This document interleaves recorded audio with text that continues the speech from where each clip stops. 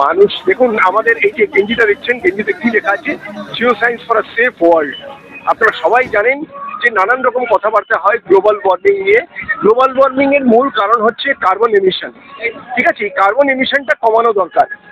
এটা আমরা যেমন আমাদের প্রধানমন্ত্রী নরেন্দ্র মোদীর যে একটা টার্গেট রয়েছে 2050-এর মধ্যে নেট জিরো, 2070-এর মধ্যে নেট জিরো করার, সেই রাস্তায় অ্যাকচুয়ালি সবাইকে সামিল হতে হবে। হ্যাঁ, এটা শুধু জিএসআই করলে হবে না বা শুধু সরকার করলে হবে না, জনসাধারণকে প্রত্যেককে এই দায়িত্ব নিতে হবে এবং তাদের তরফ থেকে যতটুকু করা সম্ভব সেটা করতে হবে। এটাই হচ্ছে আজকের দিনে আমাদের মেসেজ। এবার এই সোলার বা ব্যাটারি এগুলো তৈরি করার জন্য যে মাল মশলাগুলো দরকার, সেই মাল মশলা আমরা খুঁজে বার করার চেষ্টা করছি। এটা আমরা করছি। আর আপনারা কি করতে পারেন, যে পাওয়ার জেনারেট হয়, যার জন্য আপনার এই ফুয়েল কার্বন এমিশন হয়, সেই পাওয়ার আপনাদের যতটা সম্ভব কম ইউজ করতে হবে। You must optimise. হ্যাঁ, এইটা জনসাধারণকে এই কাজগুলো করতে হবে। কি করতে হবে?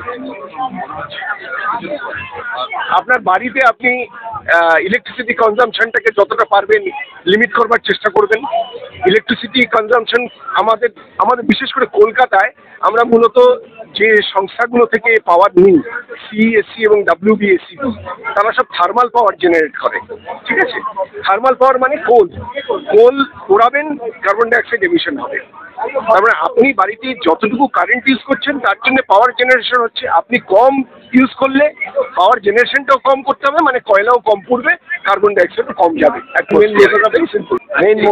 মেন মোটো আমাদের গেঞ্জি টি শার্টে লেখা আছে, Jio science for a safe world, right?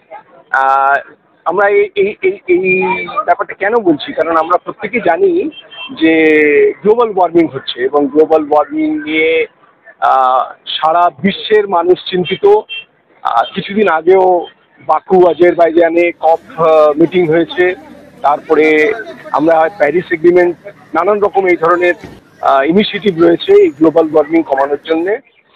আর সমস্ত geological survey all over the world, তাদের একটা দায়িত্ব আছে যে মানুষকে জানানো যে কিভাবে সাস্টেনেবল ডেভেলপমেন্ট করা যায়। Sustainable development in the sense যে আমাদের তো রিসোর্স তো ইউজ করতেই হবে, কিন্তু ন্যাচারাল রিসোর্স ইউজ করার সময় আমরা যেন এমন কিছু না করে ফেলি যাতে বিশ্বেরই ক্ষতি হয়। তো সুতরাং সব কিছু বাঁচিয়ে এনভায়রনমেন্টাল ব্যালেন্স মেনটেন করে আমাদেরকে এগিয়ে যেতে হবে। জিওলজিক্যাল সার্ভে অফ ইন্ডিয়া এই কাজটা তো করছেই, কিন্তু আমরা যেটা চাইছি যে জনসাধারণ, আপামর জনসাধারণও এই পথে আমাদের সাথী হোক। সেই জন্যেই বেসিক্যালি আজকের এই অনুষ্ঠান, আজকে এই যে আমরা ওয়াকাথনটা করেছি জনসাধারণের কাছে এই বার্তাটা পৌঁছে দেওয়ার জন্যে। এবং আমরা আমাদের 175তম উদযাপন দিবস, যেটা 4 তারিখে 4 মার্চ আমাদের ক্যাম্পাসে হবে, যেটা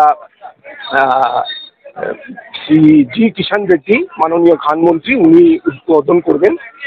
তো ওখানে আমরা এই কথাই আবার বলবো এবং সারা বছর ধরে আমাদের এই উদযাপন চলবে ভারতবর্ষের বিভিন্ন কোনায় কোনায়। সেখানে সবসময় আমাদের এই theme Jio science for the safe world থাকবে।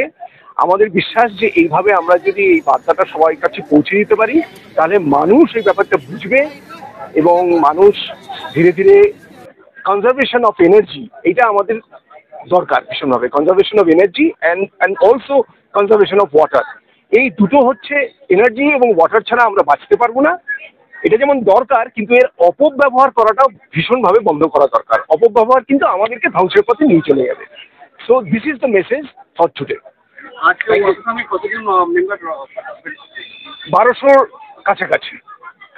এবং এখানে আমাদের একটা লিমিট রেখেছিলাম, কারণ দেখতেই পাচ্ছেন যে উই ক্যানট আস্ক মানে thousands and thousands of people to come, কারণ একটা ক্যাপাসিটির প্রশ্ন ছিল, সেই জন্য।